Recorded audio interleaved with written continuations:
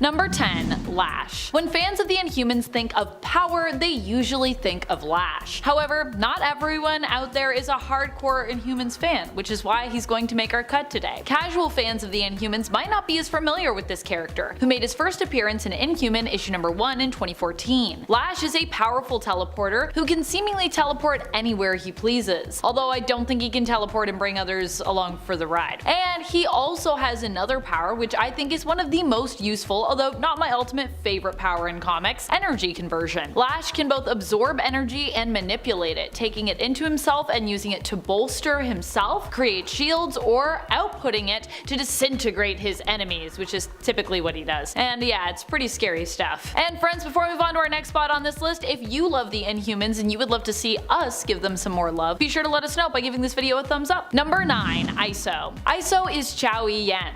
Her power is super cool and also reminds me of another favorite Marvel character of my own, Invisible Woman. Similar to how Invisible Woman can use her force field abilities to sort of crush those in her way, ISO can control the air pressure around her, using it to crush whatever or whoever might be in her way. She can also manipulate liquid pressures, even using her powers to manipulate one's blood pressure, which is pretty powerful stuff. Blood pressure, you could really mess someone up with that. Or maybe even help someone, you know? You have high blood pressure, you could hang out with ISO and she'd be like, don't worry, I'll just lower that for you, no problem. Number 8. Ulysses. Ulysses Kane is a precognitive Inhuman, born with the ability to absorb data from around himself and using his precognitive senses to basically analyze it with his own special predictive algorithm, which then gives him visions in the forms of dreams to show him what is likely to happen in the real world. Over time, Ulysses was able to use his power to focus on specific individuals or events, drawing them into his dreams and seeing what the future might hold for them or for those specific things coming up. Because of this coveted power set, he became the main point of conjecture in Civil War II. Here, Captain Marvel's Carol Danvers and Iron Man's Tony Stark fought over whether or not to trust in Ulysses' visions and powers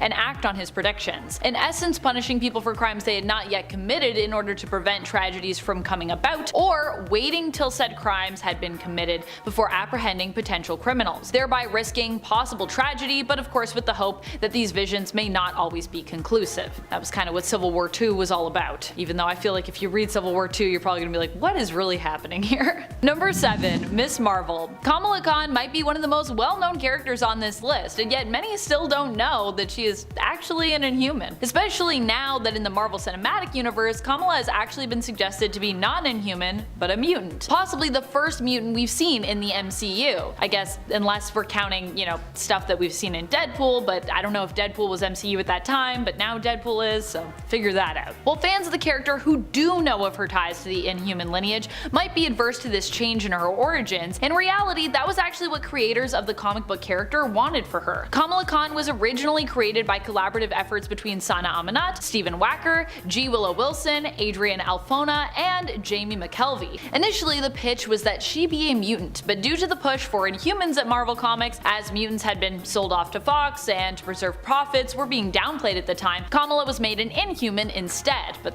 that wasn't really what they wanted for her to begin with. She gained her body morphing powers after being exposed to Terrigen mists while out at night in Jersey City. Whole thing that happened.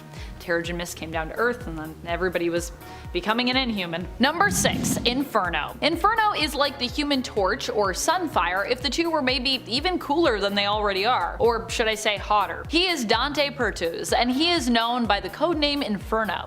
His seemingly fire-based powers are interesting because they are not in fact fire-based, but are actually plasma-based. Specifically, plasma flames. I don't know why I'm doing this. I'm pretending that plasma you can move it around. I mean, he kinda can. Inferno can use his manipulation of fiery plasma to engulf himself in flames, create volcanoes at will, and even heal, regenerating his limbs. Number 5. Ahura. Ahura is the son of Blackagar Boltagon, known for being one of the most powerful Inhumans to have ever existed and also the Inhuman King, and is also the son of his queen and wife Medusa. Most people might not think of Ahura when it comes to his strength because more casual Marvel fans, well, they might not even know that he exists. Ahura was actually born against the will of the Genetic Council, who basically approve all Inhuman baby conceptions. However, despite being royals, Medusa and Black Bolt went against them, and as such, Ahura was born on Earth as opposed to in Atalan.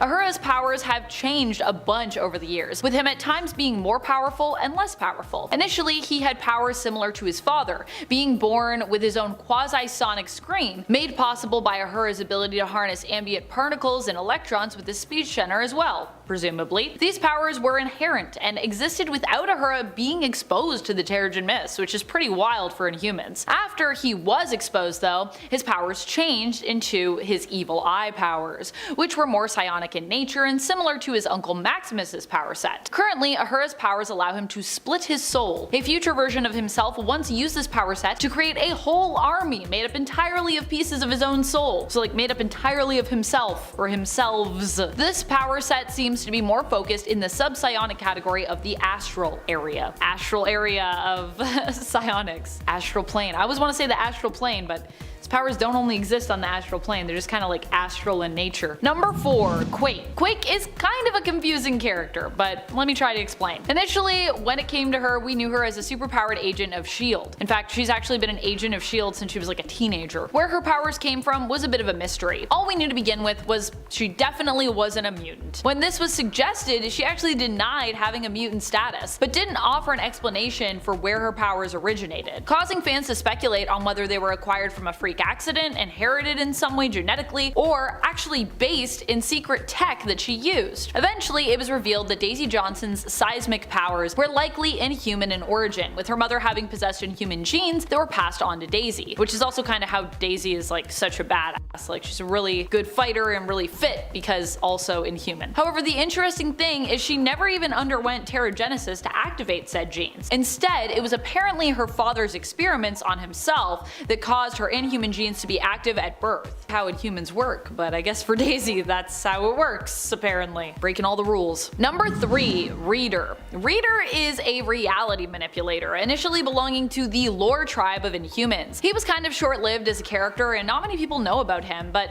he's super cool. Reader's real name was unrevealed, and he first appeared back in 2014 in Inhuman issue number 4, created by Charles Soule and Ryan Stegman. What a awesome team of creatives, by the way. What an awesome character too. The interesting thing about Reader's powers is that, as his name implies, his reality warping powers manifest based on what he reads. What's even cooler is that Reader's understanding of the words that he reads will also determine and influence how his powers manifest. And it isn't like he reads a phrase in a book and it manifests, not like a unicorn flies by and then that happens, but more that he reads a single word and then uses it to manipulate the world around him, his own abilities, and the way he perceives things. So it'd be more like he'd read fly and then something can fly. You know what I mean? Number 2, Maximus the Mad. Maximus the Mad is definitely an Inhuman who gets underestimated on the regular, I feel. Usually because on the outside he does not appear to be super powerful. But he's the perfect example of the saying, don't judge a book by its cover, by its crazy cover. He is the younger brother to Blackagar Boltagon and considered to be Inhuman royalty. Maximus is mainly powerful because he's a super genius, but he can also manipulate the minds of others, taking control of them, which is pretty wild. If you haven't guessed already, Maximus tends to be presented as a villain in Inhuman stories, with him often opposing Black Bolt and attempting to take the crown for himself. But he can also be a powerful ally to Black Bolt at times as well. In terms of his threat level, it's pretty great when he's acting as a villain. On multiple occasions, Maximus has created inventions powerful enough to threaten all of mankind and all of Earth. He has even been able to do so as well with limited resources, while under a time crunch, or even while imprisoned, which is pretty wild. I mean, I feel like if you can make a time machine in like 2 hours, like, watch out for that guy, you know what I mean? Number 1, Karnak. Karnak is a cousin to the royal family, being the cousin of Black Bolt and Medusa, the ruling monarchs. He is probably one of the more well-known Inhumans who made our cut, but still, there are probably a lot of people out there who don't know Karnak, because there are still a lot of people out there, you know, just getting to know the Inhumans in general. Karnak, however, is definitely an Inhuman you will want to check out if you are newer to the group.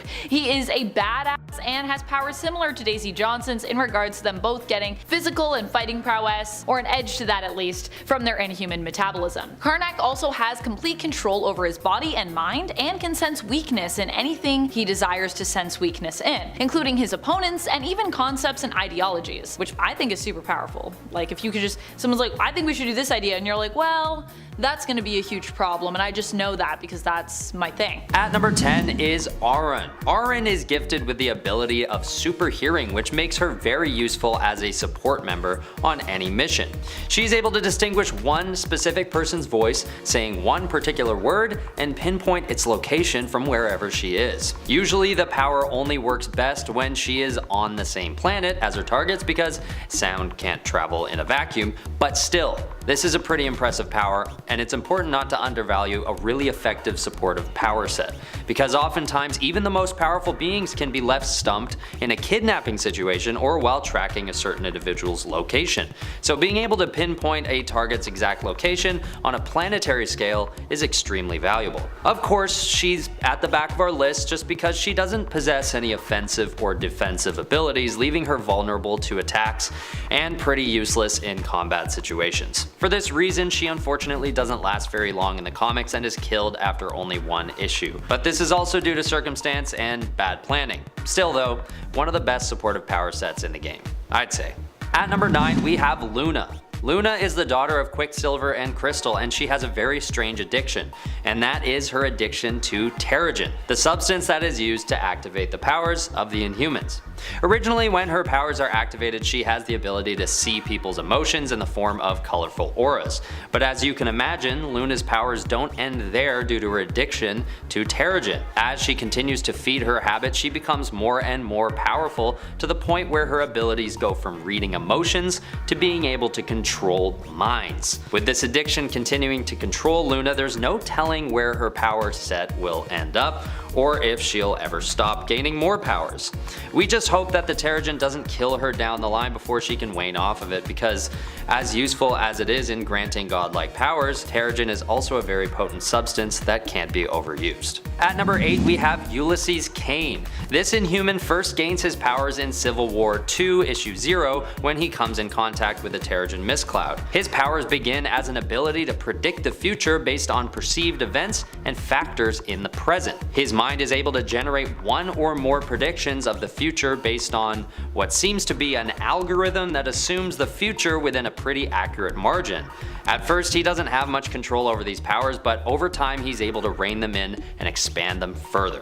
This gets him to a point where he can even project his visions into the real world for other people to see. His power therefore gives him more of a supportive role in any tactical situation, leaving him relatively vulnerable in combat. But to claim these abilities aren't still deemed extremely powerful is to claim that someone like Professor X shouldn't be considered a powerful character. Not to say their power sets are identical, but their influence to any given mission might be similar. Currently, it is unknown what Ulysses Kane's whereabouts are, but it can be assumed that he is still working on mastering his power set. So if he comes back with some more offensive damage-based abilities or even just a heightened foresight, he may find himself much higher up on a future list. Although you'd have to ask him to confirm that for me. At number 7 we have Gorgon. Gorgon's power set isn't particularly diverse, but it is powerful in the classic use of the word. This guy's got strength. Gorgon is a loyal friend and guard to the royal family of Atalan, and yes, he's got hooves. And he uses these hooves as powerful weapons, which can generate massive shockwaves and have even been known to create fissures sizable enough to split planets in half. But even on a normal day, he can cause 7.5 to 9.5 magnitude earthquakes by simply stomping with his hooves. His general strength level is higher than most other Inhumans, giving him an edge in that regard, but he's also known to have tons of agility, stamina, and speed. Basically every attribute that you'd want a competent royal guard to possess. He only gets held back a bit on the list because strength isn't all that's required to be ranked high on a list about power, and he's up against the Inhumans. They're a tough group to beat. At number 6 we have Lockjaw. This pup is not to be underestimated.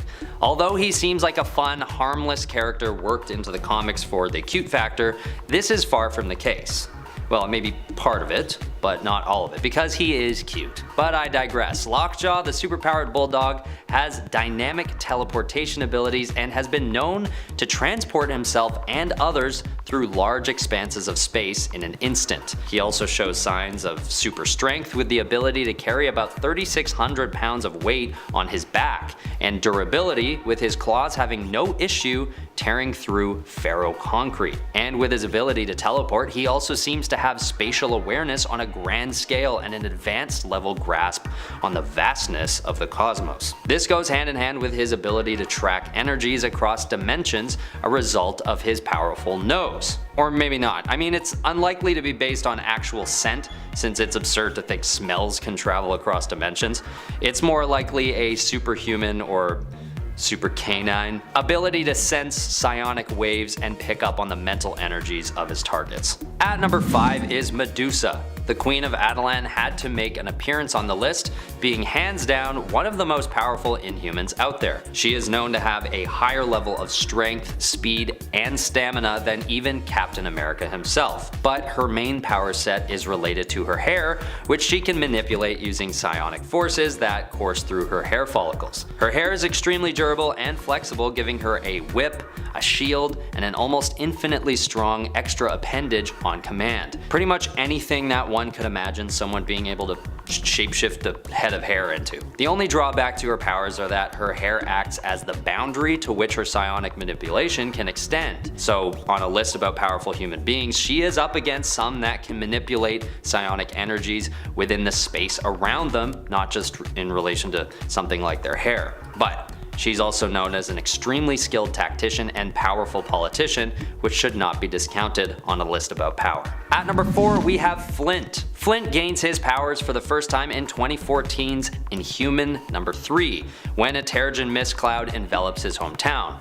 The event kills his foster parents, but he survives and is imbued with powers due to his Inhuman ancestry. His abilities become linked to the earth around him, allowing him to manipulate rocks and other terraforma, which is a pretty powerful and diverse power set. Because unless he finds himself in a restricted environment during battle, he's pretty much got the ability to use that environment to his advantage. This even extends to a flying ability, meaning that he can levitate rocks and use them to suspend his body in air. In terms of sheer power, he ranks high as well, because he's even shown that his capacity for earth manipulation goes as far as moving huge masses the size of planets. At number 3 is Lash. This Inhuman is not a good dude, and is one of the only Inhumans who was granted his abilities not at birth as a natural process, but later in life as a sort of twisted gift. This superficial process gives him a very strong power set, including energy conversion as well as teleportation. The energy conversion allows him to take power from his surroundings, including other superpowered beings, and emit them from his palms in a massive blast of power. These blasts are so powerful that they are known to disintegrate his targets almost instantly, but this depends on how much power he absorbs in the first place. But of course, that isn't all that Lash is capable of. He's also adept with teleportation, a very useful power and terrifying if it falls into the wrong hands.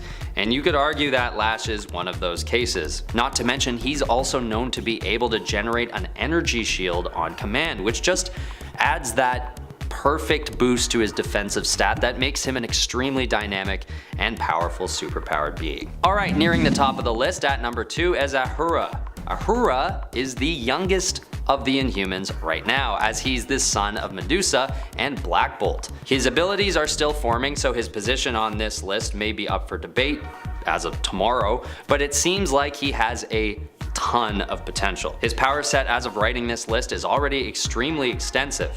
It starts with telepathy, optic blasts, and flight. But yes, anyone with a powerful offensive attack like an energy blast who is also able to fly is already on a next level tier of power levels. But by adding telepathic abilities to the mix, we're getting into an even higher tier of superheroes. And that's not even where his power set ends. Ahura has evolved his powers not once, but twice. the first time gaining mind control, body possession, and an ability to split his soul, which I don't quite understand, but sounds cool. And the second time he gains what's known as the Evil Eye, which refers to an ability that allows him to kill anything that looks at it. So there's no doubt this is a very powerful hero who we really hope stays a good guy, by the way. Ahura is still young, as I mentioned before, so anything can happen. And he's known to have bouts of madness. So we never know, but this could subside with age. So keep an eye on this guy. He's going places. Just don't keep that eye on his evil eye or else you'll, die. Finally, at number 1 is Thane, the secret Inhuman son of the Mad Titan, aka Thanos. And before I start, it's important to note that Thane has been stripped of his powers and is currently trapped in the God Quarry, a realm that might as well be synonymous with death. But I'd argue that this list isn't concerned with the current state of these beings, only their power sets as characters, dead, alive, or trapped in the God Quarry. And Thane's powers are so extensive that he deserves a top spot on the list, trapped or not. So let's check his power set. To start, Thane's right hand is endowed with a power known as Amber Encasement, which suspends surrounding targets in a state of living death, which is both a defensive and offensive move, extremely powerful in both respects. And secondly, he also has the Death Touch, which is controlled by his left hand, where he's able to change the constructs of existence and kill anyone in a certain radius. And this is only his power set before he's empowered by the Black Vortex and then eventually the Phoenix Force. The former gives his Amber Encasement ability a range wide enough to encase the whole planet of Spartax, and the latter gives him a cosmic teleportation ability, which, paired with everything else mentioned in this entry, makes him understandably one of the most powerful Inhumans ever to exist. At number 10 is Triton. This underwater hero is definitely one of the most powerful Inhumans of the royal family, even in comparison to his cousins Black Bolt and Karnak. He's able to withstand drastic shifts in water temperatures as well as changing currents beneath the surface of the ocean, on top of the expected increased strength, stamina, agility,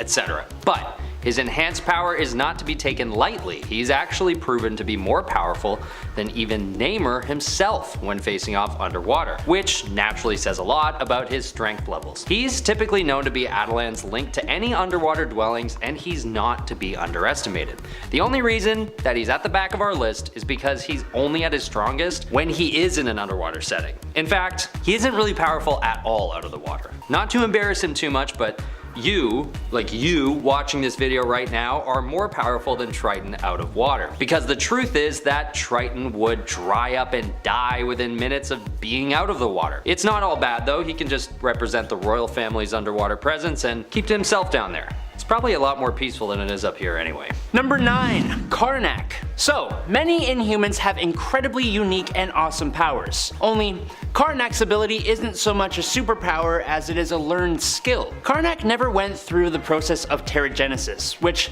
would have activated his Inhuman gene and given him more powers. Since he never went through this process, he has all the enhancements of a regular Inhuman, including super strength, speed, stamina, and durability. But unlike other Inhumans, Karnak has trained himself to be an extremely powerful martial artist.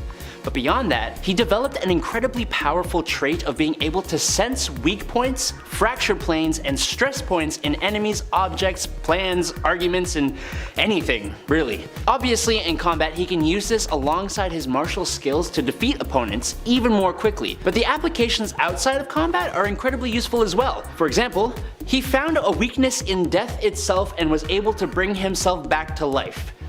Which, I mean, okay man, you win. I can't really do anything against that. Yeah, you're good. At number 8 is Maximus, or Maximus the Mad. Maximus is known as the jealous brother of Black Bolt, but even though he's got a hang up about Black Bolt's power, he's got quite the power set of his own. He's a telepath who's able to control the minds of others, alter the memories of others on command, and change someone's personality at will. These are pretty hefty abilities, and they don't even end here. He's also able to read minds and project illusions to confuse his enemies. He's known as Maximus the Mad due to his bouts with mental illness and his lack of control over his hysteria and jealousy because of his brother's competence, among other things. But although this is normally cited as one of his shortcomings, I would argue that this angle of Maximus's personality is part of what makes him so powerful as well. Because although he may have issues controlling himself when he's able to, he has an even stronger motivation to get done what he needs to get done. However, it's probably true that most of the time his insanity only gets in the way of him being the most effective that he can be, so he's held back a bit on this list. But he still makes it. Number 8, it's not too bad. Number 7, Inferno. During the fight with Thanos in Infinity, the Terrigen device was detonated, which spread Terrigen mists across the whole Earth, which activated thousands of people's dormant Inhuman genes. Inferno was one of these people. For Dante Pertuse, his Inhuman genes gave him a pyrokinesis that activated almost instantly, burning down his house with his mother inside. The Inhumans Medusa and Gorgon came to bring him to New Attilan and to help train him to control his abilities. As a new human, Dante took on the name Inferno. Get it? Because Dante's Inferno? Oh, so funny. His pyrokinesis allows him to create plasma or flame out of thin air and control it in fire and pyroblasts. He is also able to turn into a kind of fire form, where his skin also becomes like stone, and in this form he looks really cool and has been shown to be able to regenerate from attacks with a kind of pyro-plasma. It's also been said that he is kind of invulnerable, and it's true to a certain degree just because his flame form is so hot that some weapons will disintegrate before they can actually do damage. But that obviously isn't always the case. But he has also been shown to accidentally set himself on fire spontaneously due to lack of control.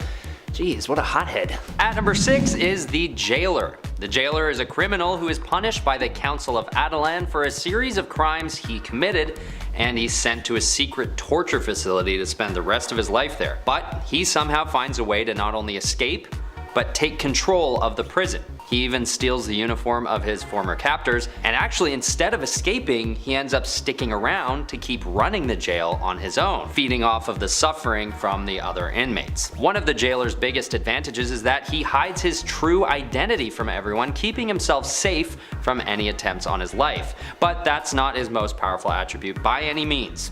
His power primarily comes from his psychic vampirism, which describes his ability to feed off of the suffering of others to give himself more power. He can also take over people's minds and control them without them even knowing it. This means that his influence can stretch from the jail to wherever one of his mind-controlled victims travels to. But he's also able to manipulate the bodies of those he inhabits, transforming the appearance and physiologies of his victims at will. So, as long as there's suffering going on, he's at his strongest. And the only reason why he's held back on this list at all is that he's bound to the jail pretty exclusively, and it could be argued that he'd lose a significant amount of power if he were to leave his post. But he's still a huge force and is not to be underestimated. Number 5, the Reader. I think this may be one of my favorite Inhuman powers. So Reader has the really cool ability to make whatever he reads real, which, if you think about it, is a truly incredible power. Reader is part of a group of Attilan Inhumans who live on Earth that call themselves the Lore. Now, because of Reader's potentially immense power, the people of the Lore tribe took his eyes out, making him unable to read things. On top of this, the Reader has mental blocks in place that stop him from accidentally rewriting reality by reading the wrong things. So how does he still read with no eyes? The same way blind people do. Braille. Reader carries around Braille cards that have single words on them that allow him to do different things in combat and in given situations. For example, he has a card that says see in Braille, that when read allows him to see through the eyes of others. Or the back and freeze cards, which allow him to go back in time or pause time respectively. He has reality warping powers, but he does have a weakness in the form of only being able to use 3 words a day that gradually become less and less powerful. Because we can't let him be too overpowered now, that would just ruin things. At number 4 is Quake. Quake, aka Daisy Johnson, is a former agent of S.H.I.E.L.D. and a very powerful Inhuman. And the way she gains her powers is relatively unorthodox as well, having never passed through the Terrigen mists like the other Inhumans. The way she gets her powers and becomes an Inhuman is simply due to the fact that her mother was an Inhuman and her father was supervillain Calvin Zabo, aka Mr. Hyde, who experimented on himself with the Hyde formula. With the combined powers of her Inhuman mother and her synthetically superpowered father, Quake is an extremely powerful force from the day that she's born. But that's just her origin. Her power set is also very impressive. Super strength, reflexes, speed, and endurance, all of which are known to be slightly greater than the likes of even Captain America himself. And I haven't even gotten to her main powers yet. Quake's main power is vibration manipulation, which allows her to generate massive waves of vibration, which are synonymous with they're basically earthquakes. She can create earthquakes. But even further, after training with Nick Fury, she learns to target subjects with this power as well, causing her targets to vibrate from the inside out and destroy their insides on command. I know this sounds gruesome, but it's not always used to kill. One time, she uses the power to destroy the power supply to a bomb planted inside the body of Lucia von Bardus. Although she does rupture Wolverine's heart while it's in his chest too. She also does that. But he was about to attack Nick Fury, so fair game. Fair game, right? Number 3. Crystal. Crystalia Emma Kellen is probably one of the more well-known Inhumans. A princess, as she is the sister to Medusa and distant cousin to Black Bolt. She also has fingers in almost every single team in the Marvel Universe. She has dated the Human Torch as well as joined the Fantastic Four for Sue Storm from time to time. She was a member of the Avengers, and Crystal was married to Quicksilver for a time, who she has a daughter with, and is obviously friends with many of the X-Men as a result. She also has some notability off-world, through her relationship with Ronan the Accuser, but her relationships and connections are only perks, not powers. Other than the Inhuman qualities, Crystal has power over the classical elements, so that's fire, water, earth, and air. As such, her list of attributed powers is pretty long. So, power list, speed round! Aerokinesis, flight, force fields, atmosphere generation, geokinesis, ferrokinesis, which is controlling metal, hydrokinesis, chirokinesis, pyrokinesis, atomic manipulation, electrokinesis, elemental awareness, and elemental immunity. Now, I mentioned atomic manipulation, meaning she can manipulate atoms. In case you don't know, that means she is Omega level.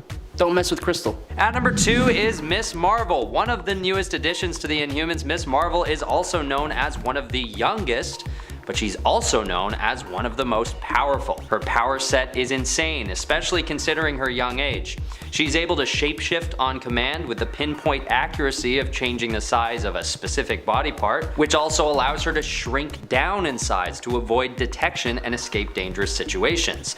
This would be enough as it is for her to rank somewhere on this list, but the reason why she's so high up is that she also has super stretching abilities and healing abilities like those of Wolverine. This puts her in a category only shared by a handful of other superheroes that suggests she may even be immortal. The only reason why we didn't put her at number 1 is that, well, first of all, Adam called dibs on the number 1 spot in this video, but secondly, simply just because Miss Marvel or Kamala Khan's youth is a factor that may stunt her effectiveness at times.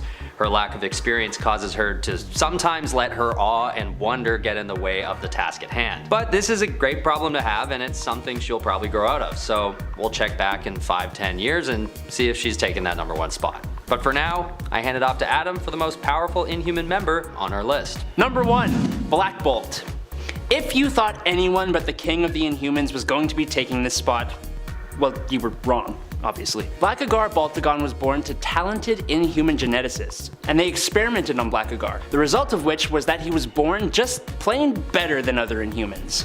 So much so that he had to be put in an energy dampener until he was 19 years old, and he was trained extensively to control his abilities. Which is good for pretty much everybody, because a lack of self-control on a mouth like that could tear the planet in half. That's because Black Bolt produces a sonic scream whenever he vibrates his vocal cords. Now, he did actually lose this power in his fight with the jailer and the damage to his vocal cords, but his actual primary power is that of ambient particle and electron harnessing. And what the heck is that? Yes, I asked the same thing. Ambient particle and electron harnessing for Black Bolt is that the speech center of his brain contains a unique organic mechanism that's able to generate an unknown particle that interacts with the electrons he absorbs to create certain phenomena that are determined by his mental control.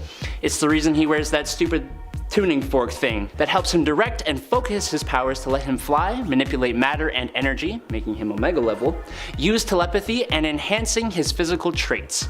I bet that didn't make any sense, because I didn't really get it, but whatever. Black Bolt has defeated the Vulcan and even the Incredible Hulk, and he is also a main member of the Illuminati. Putting him anywhere but number 1 is just wrong.